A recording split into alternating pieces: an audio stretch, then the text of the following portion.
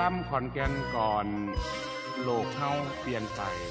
ประพันธ์โดยพญายมพนมรุ้งด้วยครับเดี๋ยวลองฟังเบิ่งครับ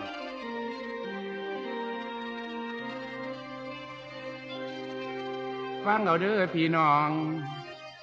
คำเก่าโบราณมาเป็นพญาสอนใจแม่นผู้ใดก็พอคำสอนของคนเฒ่าเราเคยท้ายเอาไว้ว่ามาสิปงเขาเสาที่ออกแสงงัวละควายที่เศร้ากินหอดหญ้าสิกินน้ำว่าย่างเดียวอันว่ามาปงเขานานมันคือรถมอเตอร์ไซค์เสาออกแสงแห้งไกลกะแม่นเสาไฟฟ้างัวกับควายสิซาเศร้ากินหญ้าคือรถไถนาว่ารุ่นใหม่เติมน้ำมันลงไปให้จนว่าโมมือโตคอยจนจอยวินล้อและเกวียนหายไปสิ้นเสียปล่อใหญ่ขนของแทนลองสังเกตดูแปลนๆกะแม่นคือคำเล่าเว้าควายสองตัวเทียมเกวียนนานร่วมขามันกับปิ่นแปรสองเลือกสองหลอกเกวียนกะหน้าเพิงรวมแล้วกะแม่นความยุคสมัยมันลวงลามผันเปลี่ยนเวียนมาเป็นจริงคือคำจาที่เพิ่นท้ายเอาไว้น้ำฝนกินบ่ได้ยานลูกค้าเข้ามายากน้ำฝนกินบ่ได้ยานลูกค้าเข้ามายากโลกเหี่ยวหนูมีบ่ขาดเป็นแล้วหากแม่นตายมีรถแล่นหลาย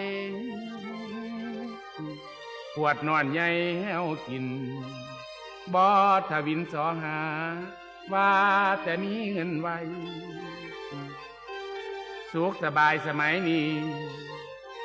ขอเพียงมีสตังค์จ้าเข้าบ่หุงกับบ่ตองมีพร้อมให้เลือกเอาเข้าไปในเซเว่นเปิดเมิดมือเบิดเวนเห็นแล้วเป็นตาหน้าไปคล้องถมย้ำใดหิวจนว่าแอวทรงปากกะเว้าว่าแท้จนสารวนอีกหนึ่งเรื่องคือหูทิพตาสวรรค์แม่น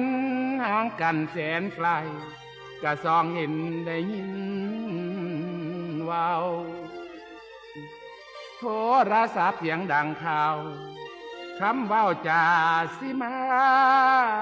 มวน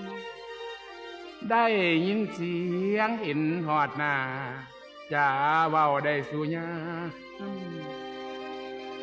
คุณบ่งามหน้าเหี่ยวยนก็มีสิ่งให้มันสวย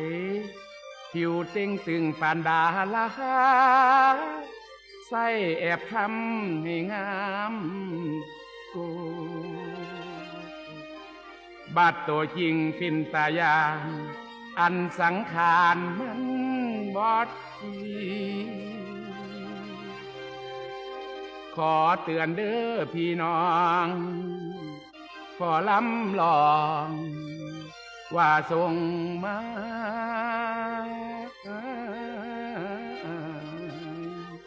พี่น้องเอ๋ย